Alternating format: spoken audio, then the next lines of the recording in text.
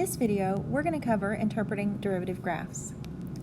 But before we interpret a derivative graph, let's just look at a functions graph. So I'm going to go ahead and mark this one up. If I were to draw a tangent to the curve from negative infinity to negative 2, the slope would be decreasing. Likewise, between 2 and 4, the slope would be decreasing. A tangent to the curve between negative 2 and positive 2 would have a positive slope, and the same with between 4 and infinity. So I'm going to write some stuff. All right, this piece has a negative slope. We've got a positive slope, negative slope, and a positive slope. All right, let's investigate some more. What about a tangent right here, or right here, and right here? What kind of slopes do these tangent lines have? Well, we know these are horizontal lines. Horizontal tangents have zero slope. So we've got a 0, 0, 0. All right, other important pieces of this graph. Let's look at, get a nice blue, our minimums. Right here in our function, we have an extrema, we have a minimum, our local minimum right here. And this minimum occurs when our slope changed from negative to positive. At an x value of 2, we have a local maximum. And that occurred when our slope went from positive to negative. And then at an x value of 4, we have another local minimum. And again, that's where our slope went from negative to positive. Okay, so I've analyzed it. Can we draw the derivative now? We know all about the slopes, where it's 0, where it's negative, where it's positive. And I think we can. So let me go ahead and erase all this. And let's draw our derivative graph right on top of this graph. All right, so let's think about this. Remember, between negative infinity and negative 2, we were decreasing. So when I'm drawing my derivative graph,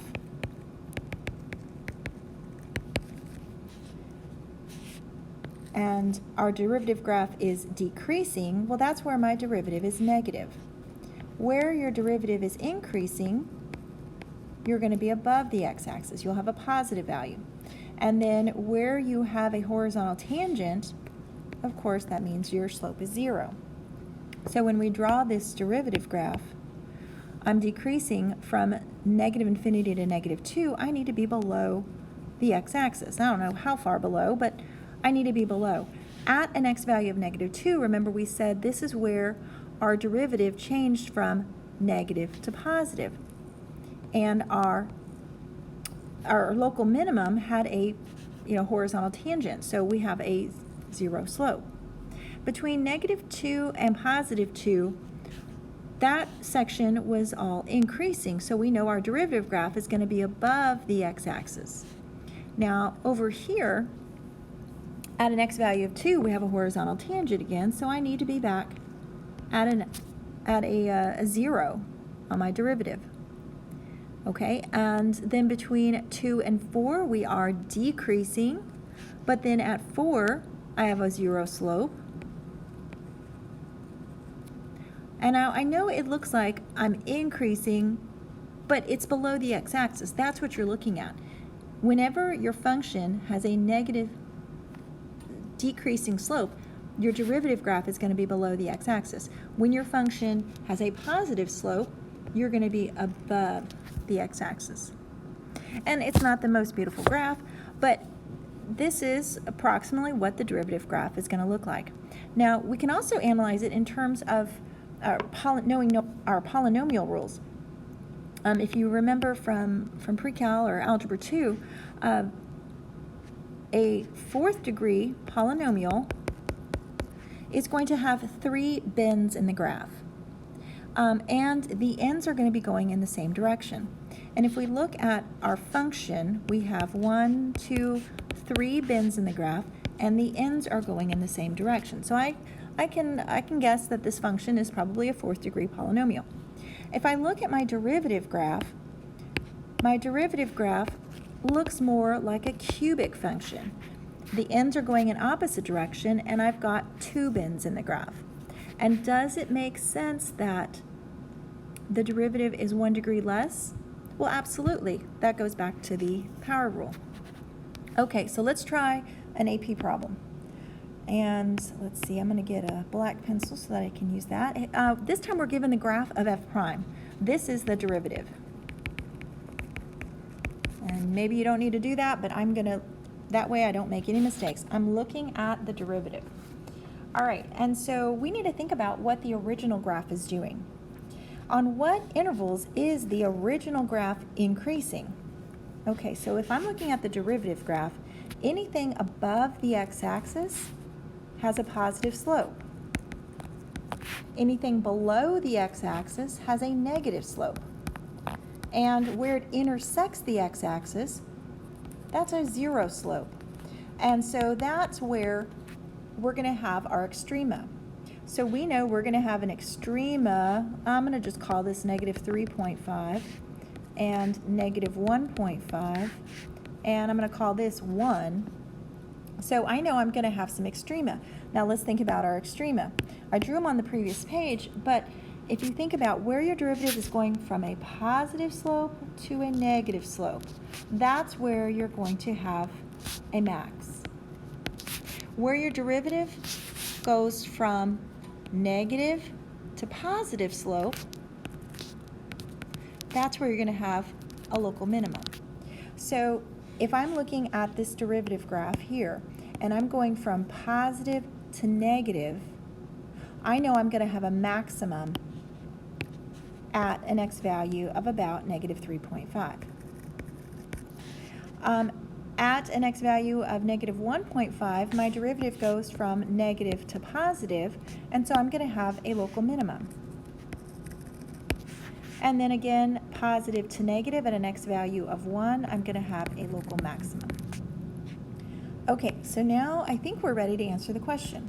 On what intervals is f of x increasing? F of x is increasing from negative infinity to negative 3.5 union negative 1.5 to 1, and that is because f prime of x, the derivative, is greater than 0. F of x is decreasing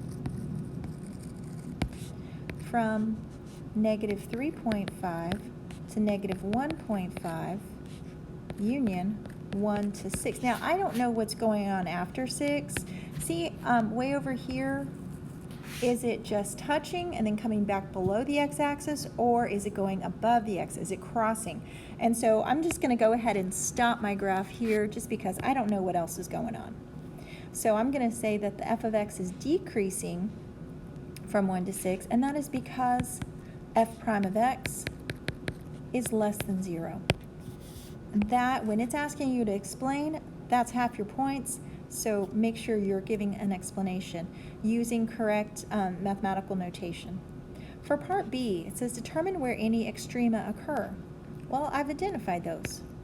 We have a maximum at x is equal to negative 3.5 and 1, and that is because f prime of x changes from positive to negative. And we have a minimum at x is equal to negative 1.5 because f prime of x changes from negative to positive. and that is my justification. Okay, on this graph, let's go ahead and see if we can sketch. It's the same graph, but just a clean page. So if f of -3 is equal to 2, so I know one point on this graph, and that is -3 is equal to 2. So I'm going to plot that one point here. All right, and so what's going on? We know this is the derivative. So think about what the derivative is doing. From -3 or beyond, we know that the graph is increasing because the derivative is above the x-axis. At -2, we know that we're going from a positive to a negative slope, so we have a local max. So I'm going to do something like this. I don't know what's going on after -3, but there's that one point.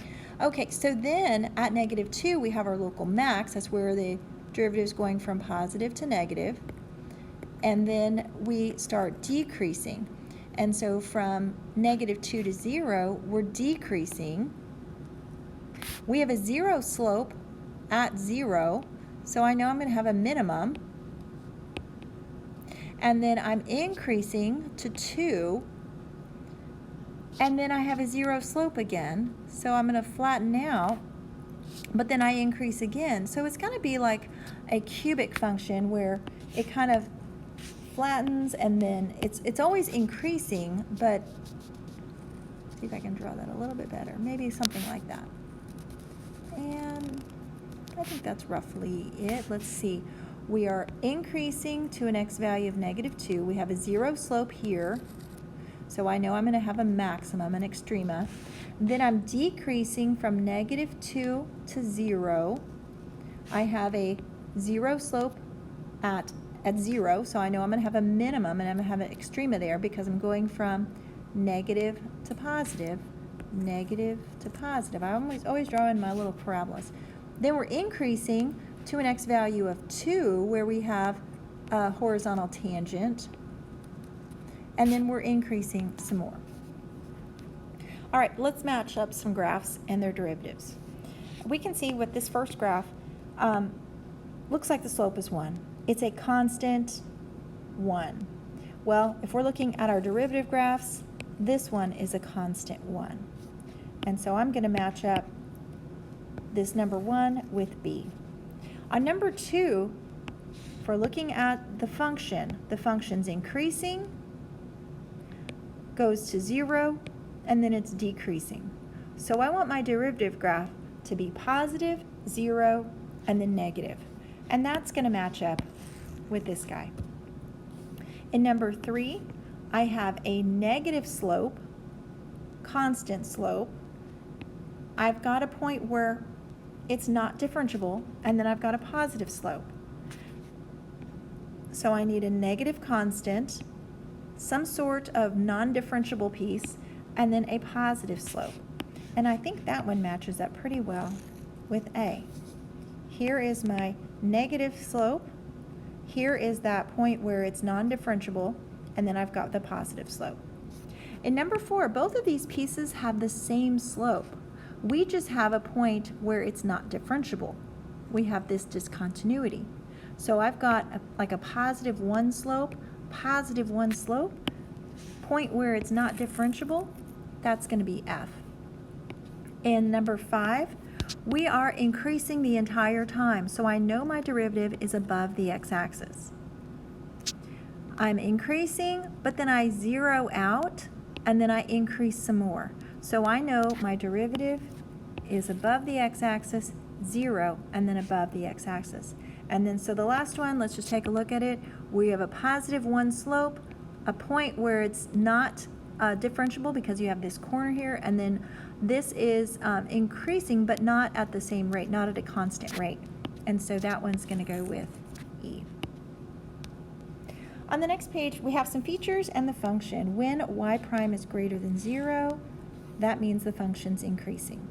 When the derivative is above the x-axis, when your derivative graph above the x-axis, your function's increasing. When it's less than 0 or your derivative graph is below the x-axis, you've got a decreasing function. When y prime changes negative to positive, draw yourself your little parabola, you can see you've got a minimum. When y prime changes from positive to negative, I've got a positive slope. Negative slope, I've got a local max. These other three, we're going to save those for another day. Those are talking about concavity and our second derivative. Okay, so let's see. Last page, it just goes over some features of our derivative graphs. So if you have any more questions, please stop by tutoring and I'll help you out.